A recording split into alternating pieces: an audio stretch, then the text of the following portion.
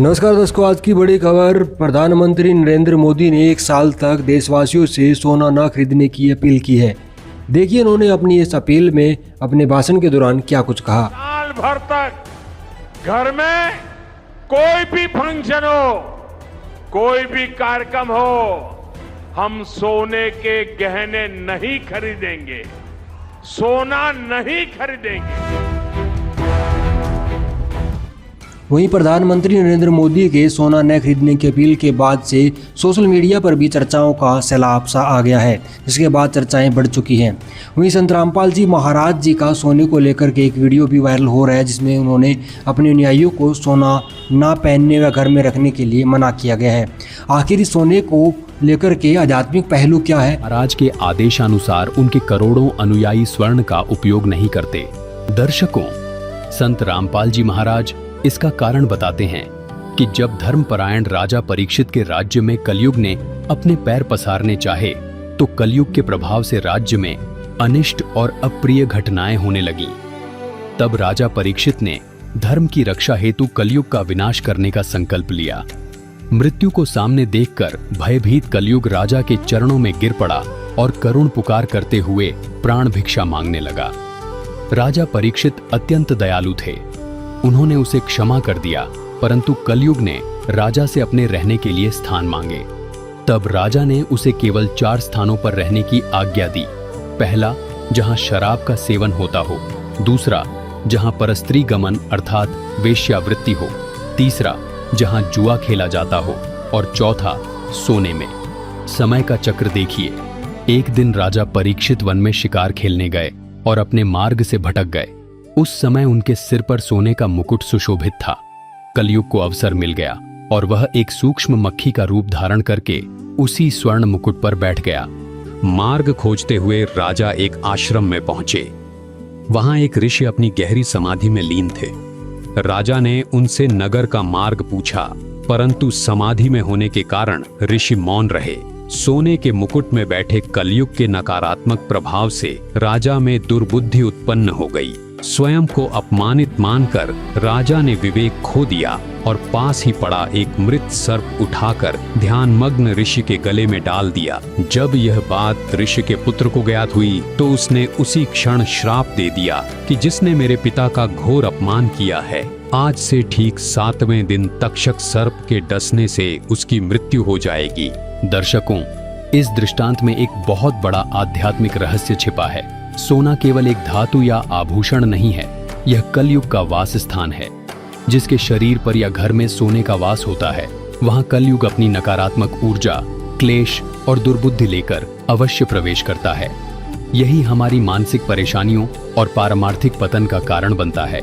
दर्शकों, संत रामपाल जी महाराज का अपने सर्व शिष्यों को सख्त आदेश है, जो जुआ खेलेगा, जो व्यभिचार स्त्री पुरुष करेगा, जो शराब आदि नशीले पदार्थों का सेवन करेगा और स्वर्ण को घर पर रखेगा या अन्य तरीके से प्रयोग करेगा, उसको मिशन से निकाल दिया जाएगा और इस आदेश का सख्ती से पालन भी कराया जाता है। संत रामपाल जी महाराज हमें इसी शाश्वत सत्य से आगाह करते हैं। उनका प्रत्येक वचन और प्रत्येक दिशा निर्देश पूर्णतः शास्त्रानुकूल होता है। उनकी सफलता और सत्य मार्ग का यही रहस्य है कि वे मनमुखी साधना को छोड़कर शास्त्र प्रमाणित भक्ति विधान बताते हैं। इसीलिए वे अपने अनुयायियों को परहेज कराते हैं कि यदि इस माया रूपी कलयुग में शांति, सुख और परमात्मा की भक्ति का सच्चा आनंद प्राप्त करना है तो स्वयं को इन 4 वस्तुओं से मुक्त रखें। आपके पास या आपके घर में सोना नहीं होना चाहिए, क्योंकि जहां सोना है वहां कलयुग की छाया है। इसी प्रकार जहां शराब पीते हैं, जुआ खेलते हैं और व्यभिचार करते हैं, वहां पर भी कलयुग का प्रभाव रहता है, जो परेशानियों का महाकारण है। इसलिए संत रामपाल जी महाराज जी के भक्त न सोना पहनते हैं, न घर में संग्रह करते हैं, न ही शराब पीते हैं, न ही नशीली पदार्थों का सेवन करते हैं, न ही व्यभिचार करते हैं, न ही जुआ खेलते हैं।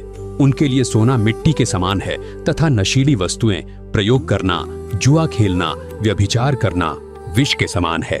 जब किसी समाज की सोच बदल जाती है और वह भौतिक आडंबर से ऊपर उठ जाता है, तो स्वाभाविक है कि उस वस्तु का आकर्षण और मूल्य दोनों गिरते हैं। अर्थात यदि भविष्य में बड़ी संख्या में लोग परमात्मा के अवतार की शरण ग्रहण करेंगे और सोने को महत्व देना छोड़ देंगे तो सोने की मांग घटेगी और उसका मूल्य भी गिरना स्वाभाविक है। साथियों, गोल्ड यानी सोने की खरीद एक और पहलू है जिसमें विदेशी मुद्रा बहुत अधिक खर्च होती है। एक जमाना था जब संकट आता था, कोई युद्ध होता था तो लोग देश हित में सोना दान दे देते थे। आज दान की जरूरत नहीं है, लेकिन देश हित में हमको ये तय करना पड़ेगा कि साल भर तक घर में कोई भी फंक्शन हो, कोई भी कार्यक्रम हो, हम सोने के गहने नहीं खरीदेंगे, सोना नहीं खरीदेंगे। विदेशी मुद्रा बचाने के लिए हमारी देशभक्ति हमें चुनौती दे रही है। इस युद्ध के पिछले 2 महीनों से देशवासियों को इस संकट से बचाने के लिए लगातार प्रयास कर रही है। नागरिकों पर बोझ न पड़े, इसके लिए सरकार सारा बोझ सरकार खुद अपने कंधे पर उठा रही है। लेकिन साथियों, जब सप्लाई चेन पर संकट लगातार बना रहे तो हम कितने भी उपाय कर लें, मुश्किलें बढ़ती ही जाती है। इसलिए अब देश को सर्वोपरि रखते हुए, मां भारती को सर्वोपरि रखते हुए हमें एकजुट होकर के लड़ना होगा। हमें याद रखना है,